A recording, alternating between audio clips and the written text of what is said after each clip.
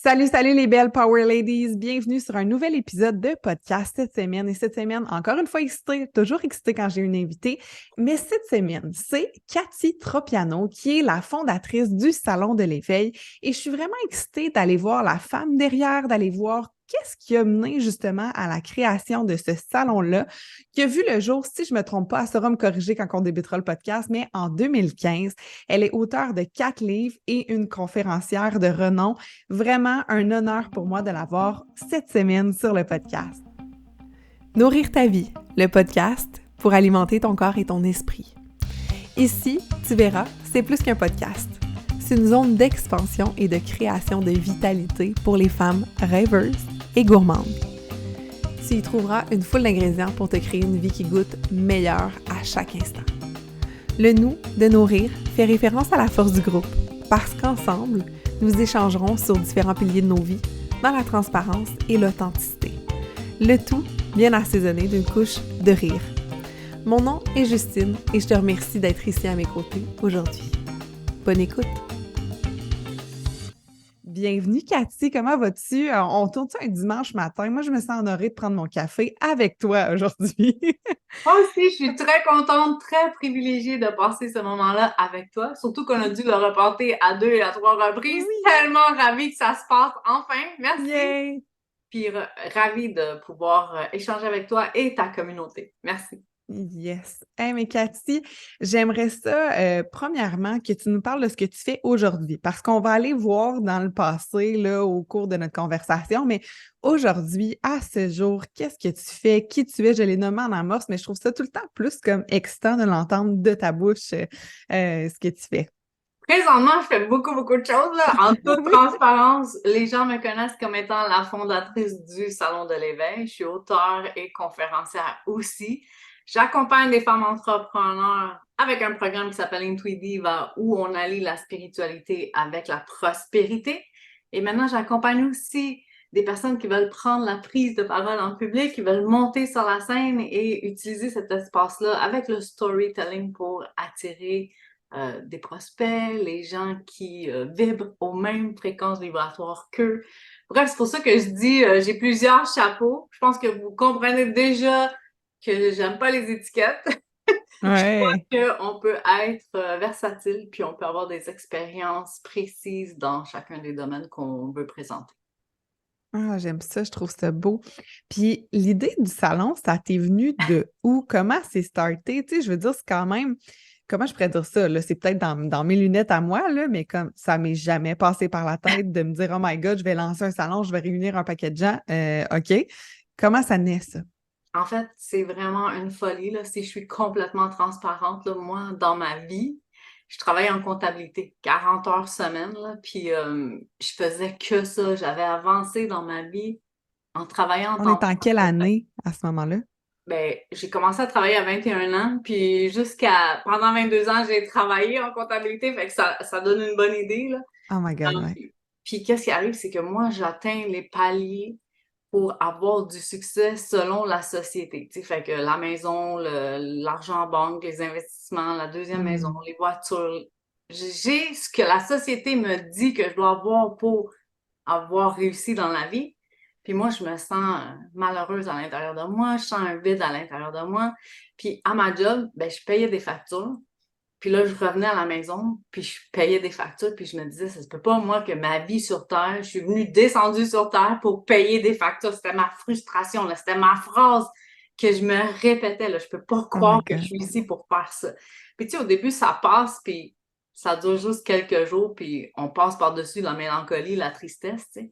Mais au fur et à mesure que les années passent, moi, je me rappelle qu'on ajoutait une chandelle sur mon gâteau d'anniversaire, puis on éteignait une étincelle dans mes yeux, parce que je me disais, je peux pas avancer dans la vie comme ça. J'ai besoin de plus, j'ai besoin de... Tu sais, je savais que j'avais la potentialité ou le pouvoir de réaliser plus, mais je restais dans mes peurs, dans ma zone de confort, dans mon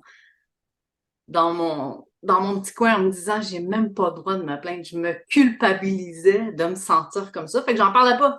Fait que les personnes les Hmm. plus près de moi, mes sœurs, mon conjoint, personne n'était au courant que moi, je vivais un mal-être extrême.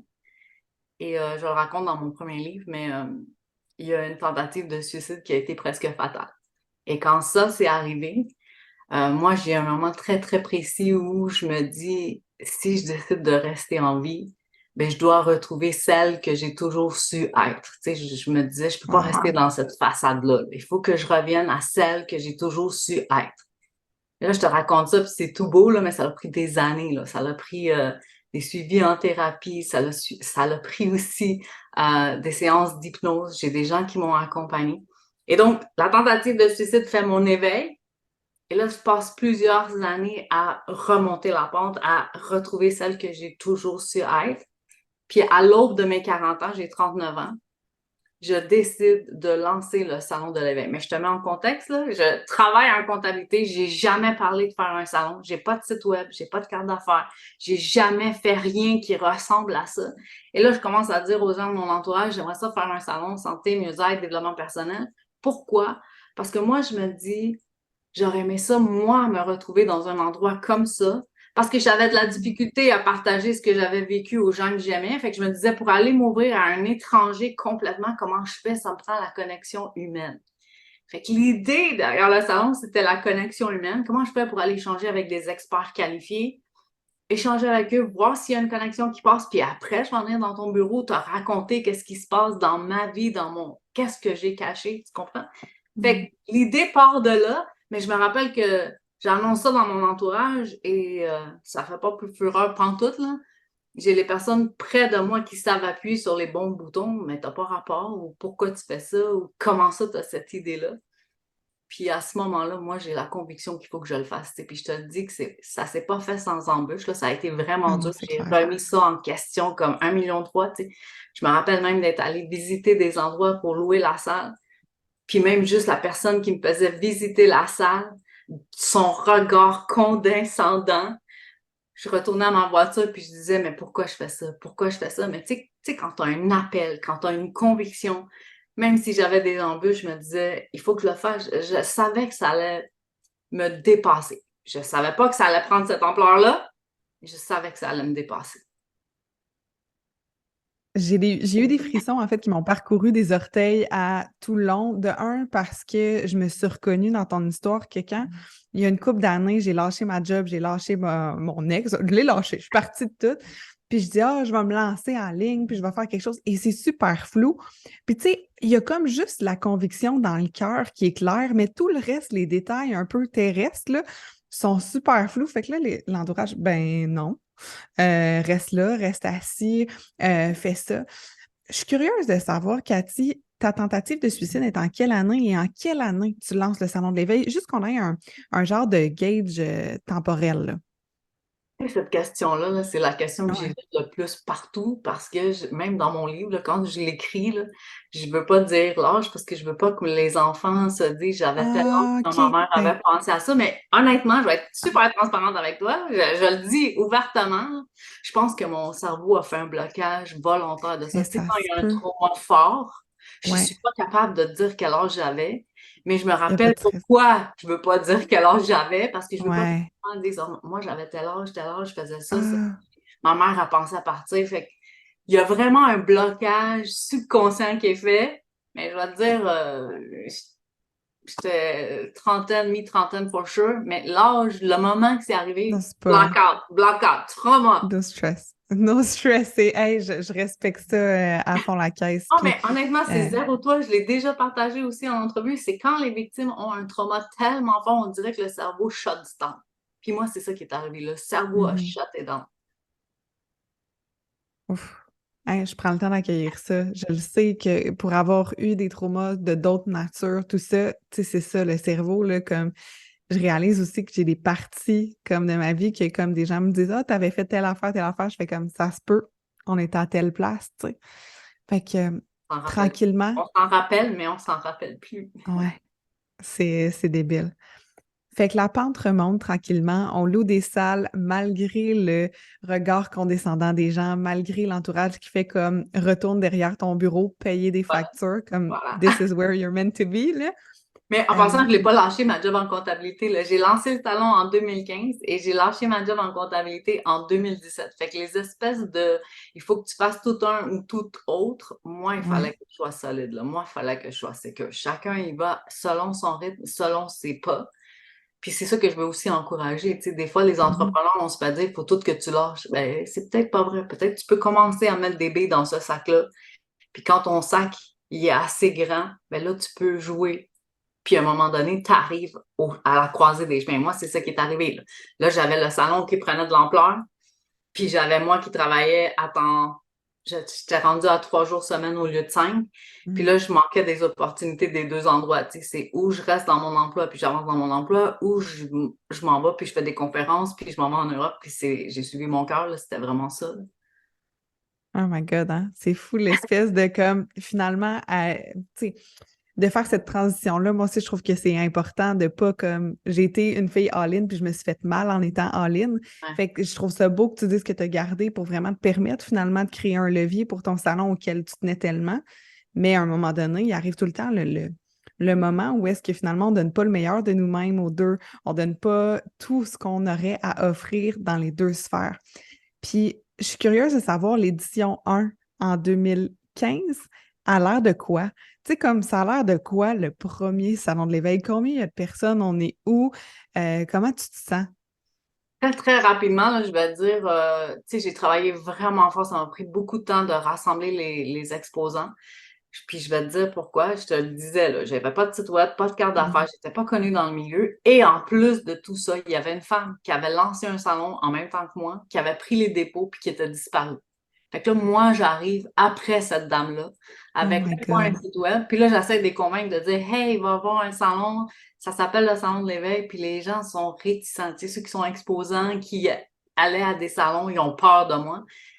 Fait que je me rappelle qu'à chaque fois que j'avais un nom, je me disais, OK, c'est pas un nom, c'est le prochain, ça va être oui. Le prochain, ça va être oui. Tu sais, j'ai décidé de focuser sur le oui. Puis j'avais dit à ma salle, je vais avoir 100 exposants. Puis j'avais dit à ma salle que j'allais avoir 1000 visiteurs. Mais tu sais, c'est juste une vision, là. C'est juste qu'est-ce que moi, je sentais à l'intérieur de moi. Puis au fur et à mesure que j'avançais, je voyais que j'allais pas arriver à 100 exposants. Je me disais, comment je vais faire, comment je vais faire. Puis la vie, je te dis, quand tu te mets à avancer dans la bonne direction, la vie t'aide. J'ai pas eu 100 exposants, j'en ai eu 99. Oh my God, Juste mais pour quand te même. dire, là, il m'en manquait un pour dire l'objectif que j'avais.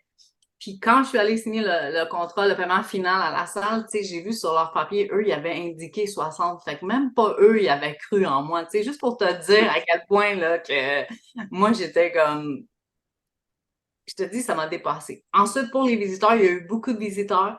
Ça l'a déjà levé la première année. Les courriels qui ont rentré, c'était ah, merci d'avoir créé ce que tu as créé.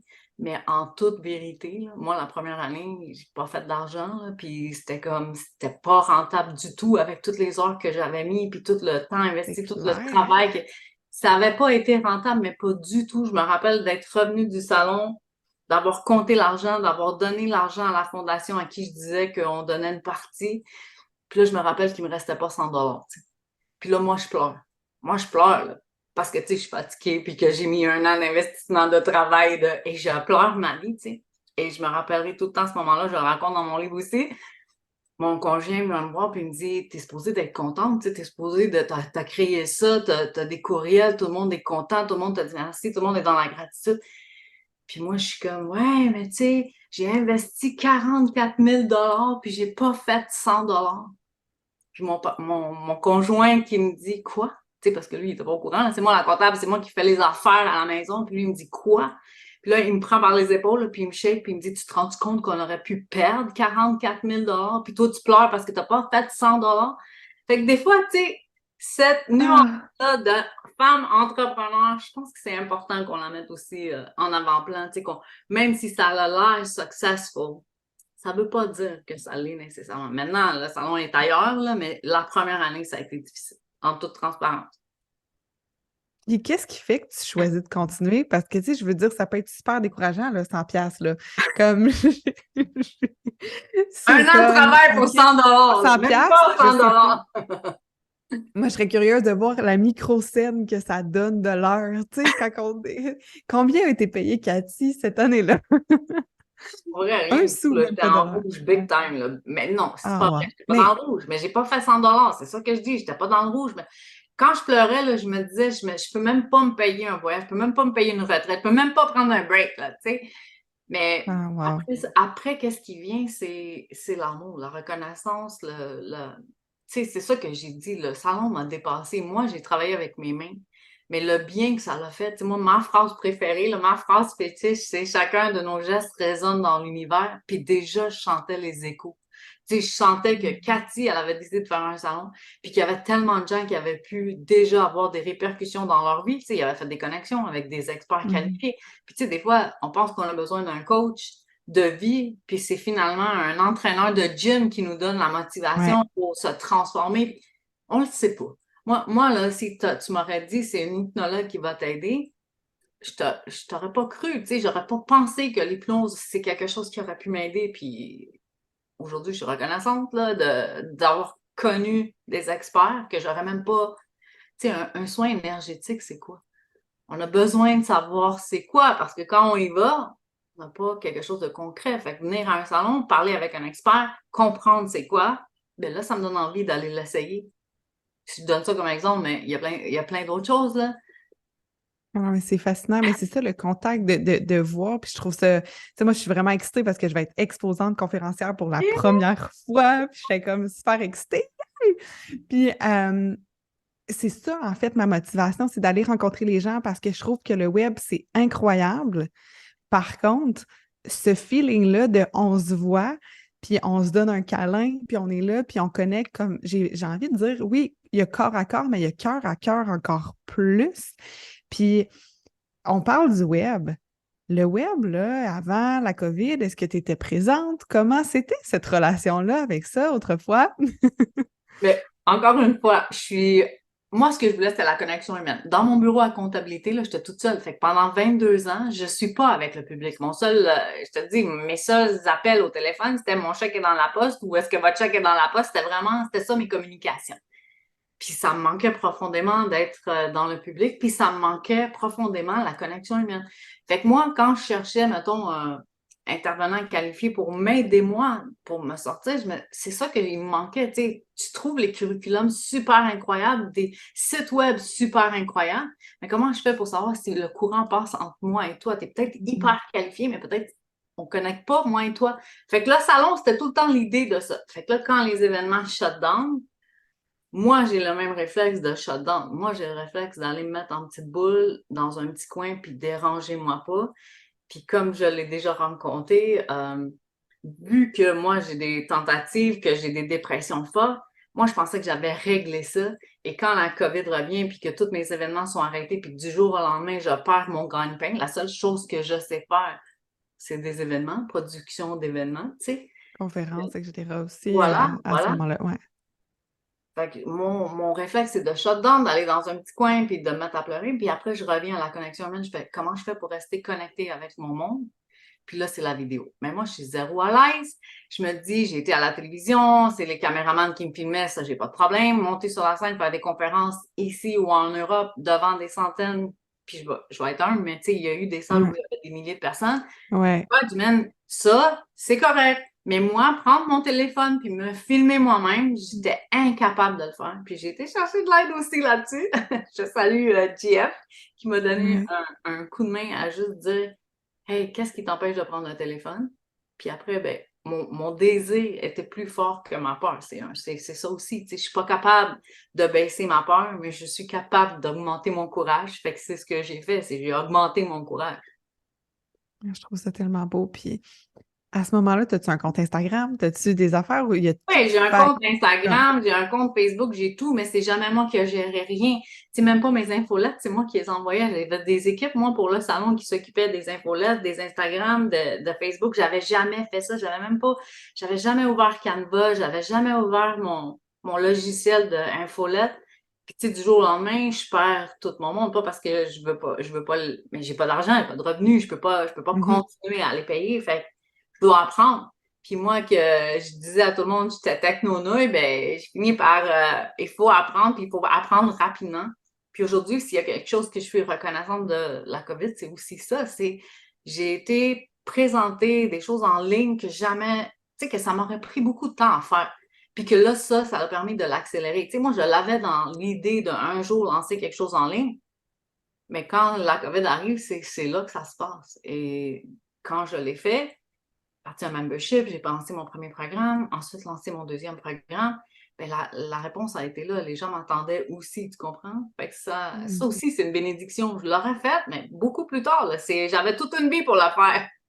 Ah ouais, comment qu'on remet à demain, puis que quand il y a des opportunités, ben moi j'ai vu la COVID comme une opportunité, là, Ouais. de comme, OK, on va vers là, on saisit ça, puis aussi une opportunité de reconnecter à soi, en quelque sorte, là. Je sais pas si pour toi ça a été ça aussi au travers de ça, ou ça a été le travail, travail, travail, vu que comme Ben, mode c'est sûr que j'ai remis en semi-urgence, mettons. question aussi qu'est-ce qui est important pour moi. Tu sais, moi, je suis italienne, mes valeurs, c'est la famille, je veux voir ma famille, puis moi, c'est ça. De pas voir mes parents, de pas pouvoir aller voir mes parents, de pas pouvoir serrer le monde dans mes bras. Ça a été extrêmement difficile. Puis, tu sais, c'est aujourd'hui que j'ai la chance de le refaire encore, ben, tu dis, on est encore plus reconnaissant. Là. Je reviens d'un voyage, là, en famille, là, avec deux Hmm. générations, mes parents et mes enfants. Pour moi, ça, c'est priceless. Pour vrai, la vie, c'est quoi? C'est l'accumulation des moments précieux qu'on fait, qu'on crée. Parce que si on dit je vais attendre d'être heureux, heureux arrive jamais. Mais est-ce qu'on peut faire des moments de bonheur qui font que la totalité s'accumule puis que ça donne des moments de bonheur? Ben, c'est ça que c'est ça que ça m'a fait remettre en question, mettons, puis réajuster dans ma vie. Qu'est-ce qui est Hmm. précieux? Qu'est-ce qui est important pour moi? Qu'est-ce que si je perdais tout aujourd'hui, demain, qu'est-ce que je voudrais garder absolument? La connexion La humaine, réponse, la c'est famille, ouais. les valeurs, mes valeurs, ma famille. Puis est-ce que c'est venu changer? Moi, je parle beaucoup d'habitudes de vie. Est-ce que c'est venu changer tes journées à l'intérieur, tes rituels au day-to-day, cette Si, reconnexion-là à tes valeurs? si tu me demandes peut-être si j'ai changé mes rituels, si peut-être à travers le temps, je vais te dire oui. Mais je pense que c'est juste ma façon à moi de conscientiser les choses. Tu sais, des choses qu'on Mm. trouvait banales, mais que là, tu les conscientises un peu plus. Tu sais, j'ai l'image du film du guerrier pacifique, tu sais, quand il est dans la douche, quand on fait notre douche, on réalise pas chacune des gouttes qui tombent sur notre corps. Mais quand tu décides de conscientiser, que tu mets ton attention sur chacune des gouttes qui tombent sur ton corps, le feeling est différent. Fait que c'est ça qui a changé, mais pas dans mon rituel. Là. Si tu me dis lundi, qu'est-ce que tu as fait de différent, je suis pas capable. Mais si tu me dis, est-ce qu'il y a quelque chose qui a changé, c'est ma perception des moments Mm. qui arrivent aussi avec ben, les chocs que j'ai vécus. Là. Fait que là, les moments précieux, qui sont extrêmement précieux, ben, je les conscientise qui sont précieux. La façon d'être, la façon de voir les choses, la façon d'être comme plus arrêté dans cette simplicité-là de moment, hein? Ouf, c'est Voilà. fou. J'aime ça.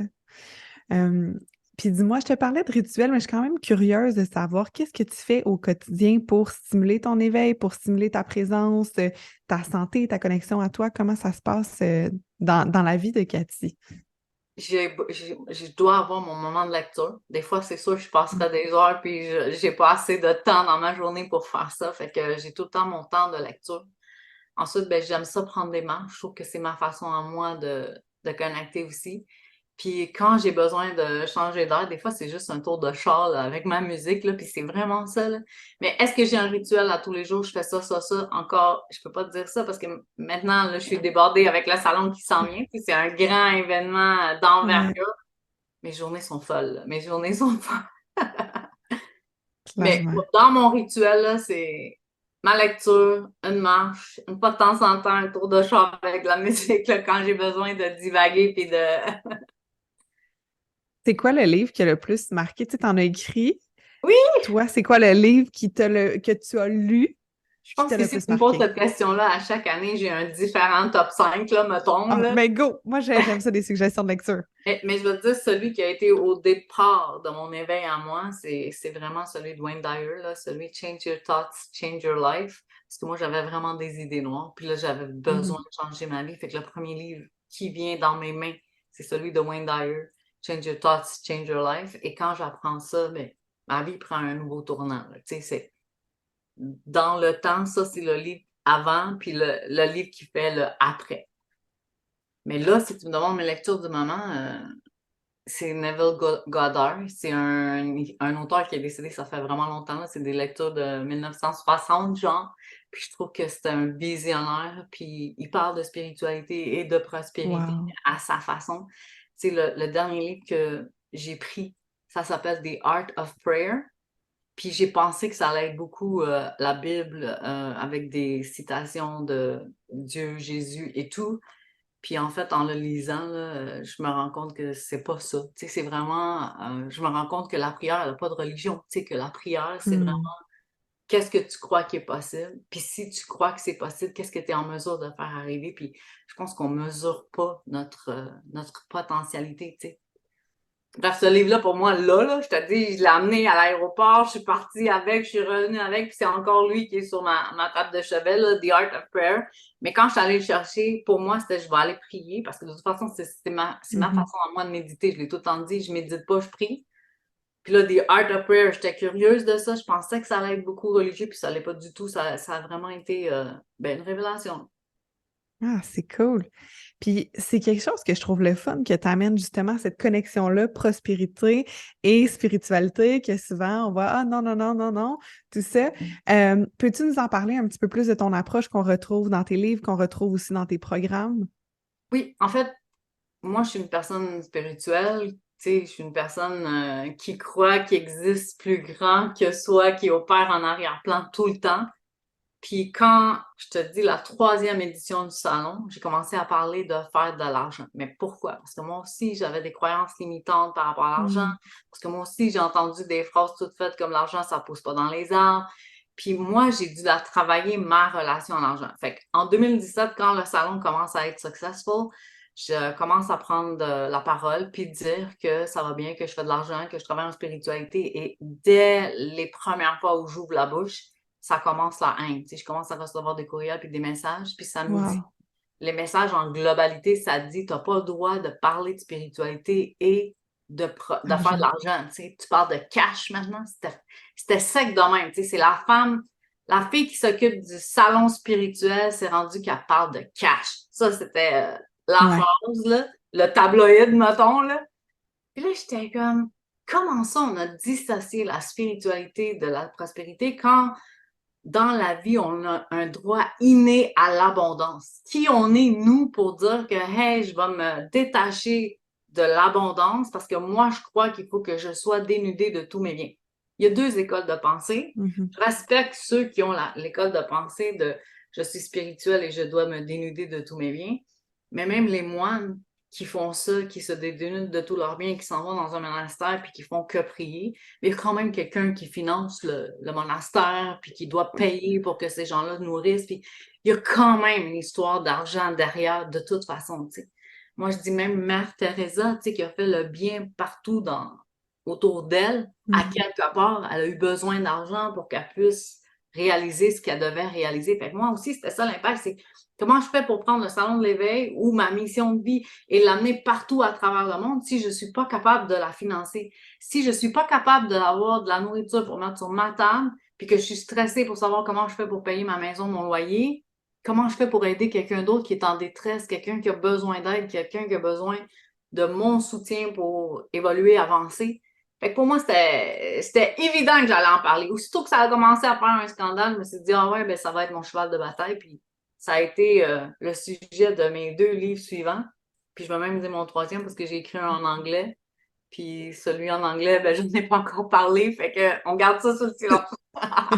Si tu veux nous nommer les titres de tes livres, parce que moi, j'aime les jeux de mots que tu fais, là. Honnêtement, j'ai trouvé ça savoureux de lire tout ça.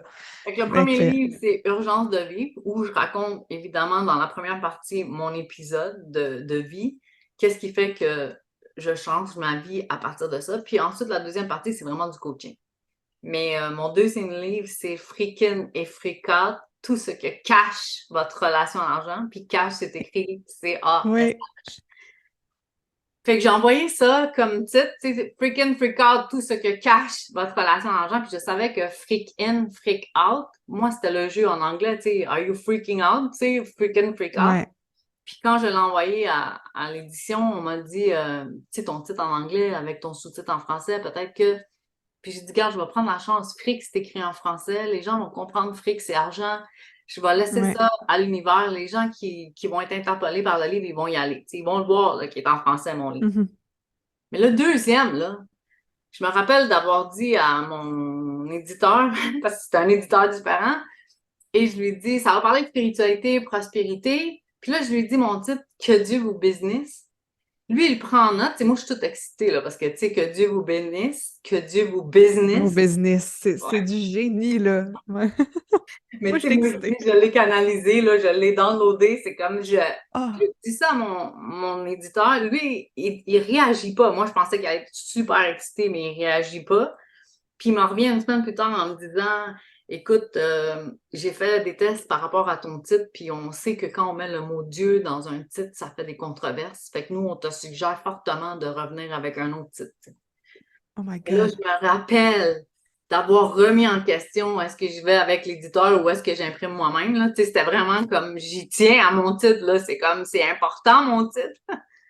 Et j'ai pas eu à changer de maison d'édition. J'ai convaincu ma maison d'édition de me faire confiance, que les gens qui me suivent, ils savent là, que je parle de spiritualité, de Mhm. prospérité, puis que Dieu, ça peut être remplacé par l'univers, par Bouddha, par La Krishna, source, par ouais. qui vous croyez qui peut. En fait, moi, je dis c'est la force qui opère en arrière-plan. Pour moi, c'est Dieu. Je suis italienne.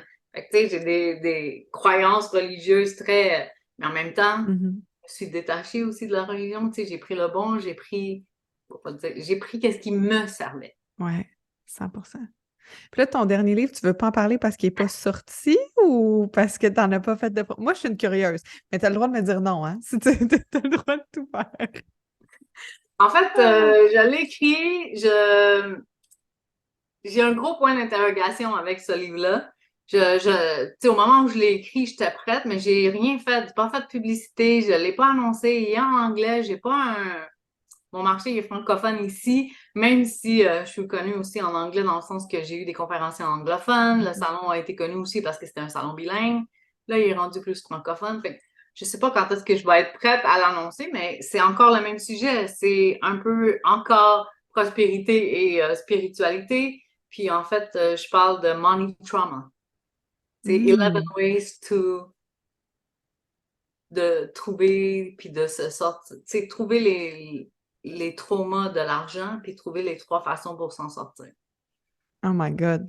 Et moi, tu m'excites avec ça. Puis j'ai commencé à lire en anglais. Fait que là, si tu as des copies, moi, j'aimerais ça commander la mienne. Fait que c'est C'est bon. drôle parce que j'ai pas, tu sais, c'est ça, j'ai que les prototypes puis quand je vais te voir, je vais te croiser, fait que je vais pouvoir t'en donner. Mais pour vrai, Oh ils sont même yes. pas, j'ai que des prototypes, j'ai même pas des impressions, fait que ça donne une idée, là. Oh my God. Mais c'est parce Sauf que que tu l'as vu, t'es la première à m'en parler puis je n'aurais pas parlé. j'étais un peu observatrice dans la vie des micro-détails, puis celles qui seront en vidéo, c'est que j'ai vu, j'ai fait ah, j'ai dit, t'as 3 livres, mais ça veut dire que tu en as 4 parce que j'avais jamais vu ce cover-là en arrière. Fait que c'est pour ça. Fait, elle dit, t'es la première qui m'en parle. Fait que voilà. Hey, Fait que les Cathy. auditeurs, là, ils ont une primeur. Vous avez des primeurs. Ah, ah, j'aime ça, j'aime ça. Souvent, ça arrive. Fait que, il y a quelque chose ici qui se passe sur le podcast Nourrir ta vie. J'aimerais terminer, avant qu'on parle un petit peu plus du Salon de l'éveil, en te demandant qu'est-ce qui nourrit ta vie vraiment, que tu fais, oh my God, ça là, j'ai une idée de la réponse, là, mais je te laisse quand même répondre. Mais il y a plein de choses qui nourrissent ma vie. Comme là, dernièrement, là, en toute transparence, là, je passe des heures de fou pour faire l'événement qui va avoir lieu le week-end prochain, le 26 et 27 août. C'est un événement d'envergure, là. C'est des milliers de personnes qui traversent les portes en 2 jours. C'est 135 exposants qui sont sur place. C'est beaucoup, beaucoup de gestion et de micro-gestion. Ouais. Puis maintenant, qu'est-ce que je me dis, là? C'est vraiment, hey, je suis reconnaissante de faire ça. Tu sais, les dernières années avant COVID, ça me dépassait beaucoup parce qu'on avait 300 Ouais. exposants, on avait 3 villes, on était comme... Puis quand la COVID est arrivée puis que j'ai tout a arrêté, aujourd'hui, ben, je fais mon travail en disant hey, je suis reconnaissante de pouvoir le refaire. Parce que c'était ça aussi la question, c'est est-ce que je vais être en mesure un jour de pouvoir le représenter? Et là pour vrai, là, quand je me couche, là, puis je me dis, ah, je suis contente, là, c'est de faire le travail que je faisais, puis qui a arrêté soudainement, puis que là, j'ai la chance de pouvoir le refaire sans condition, tu sais, sans masque, sans limite, sans distance, sans Ouais. ça, là, c'était comme, ah, merci, merci. Tu sais, ça me fait apprécier encore plus.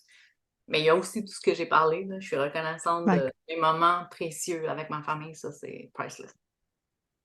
Donc, le salon a lieu à Laval le week-end prochain, le 26 et 27 août. Je vous invite, j'aimerais ça vous voir. Cathy aimerait ça vous voir. Et tous les autres exposants, on sera super ravis de vous serrer dans nos bras, de jaser, de connecter.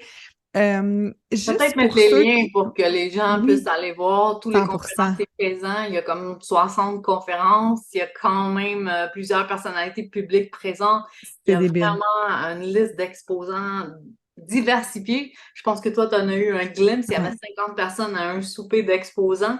Mais c'est ça, 50 personnes sur le lot de 134. Puis déjà, on voyait qu'il y avait une super belle diversité. ouais. Chacun était vraiment des experts qualifiés dans leur domaine. Fait que c'est vraiment cool. 100%. Puis pour vrai, là, pour le tarif du billet, c'est une joke, là. C'est 15 Euh, par c'est jour 15 par piastres. personne. C'est 15 piastres, là, comme selon moi, c'est plus des dollars, c'est comme ridicule. Puis pour vrai, ma mère, elle faisait son petit setup de où est-ce qu'elle allait aller, à quelle conférence. Elle avait son petit cahier en fin de semaine. OK, là, je vais aller voir Mélanie Ganimé, là, Karine Champagne, là, je vais aller voir Marcia, puis toute la kit, parce que les gens sur le podcast connaissent ma maman.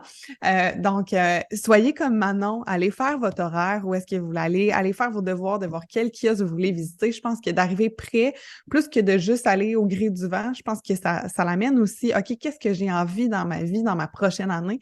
Ça peut être vraiment quelque chose qui va venir impacter votre vie au final, cette visite-là. Mais Donc, le conseil que moi je donne tout le temps, là, c'est garder la fin de semaine parce que vous n'avez pas assez d'une journée. C'est tout le temps ça. Là. C'est on vient et on passe des heures. Là. ouais. Ah, parce que les discussions vont embarquer. Puis, pour vrai, les filles qui sont dans ma communauté, venez me visiter au kiosque parce que vous allez voir, on va vous faire vivre une expérience qu'on a montée avec des gens de mon équipe. Je vous en dis pas plus, mais vous voulez venir la vivre en présentiel, for sure. Donc, merci Cathy d'avoir été là, puis j'ai vraiment hâte de vivre cette première expérience-là à tes côtés et aux côtés des 135 exposants. Oh my God! Ça Donc, a été un merci réel beaucoup. privilège. C'est moi qui est très ravie d'avoir passé ce moment-là avec toi et ta communauté. Ah, merci. À Merci bientôt! beaucoup.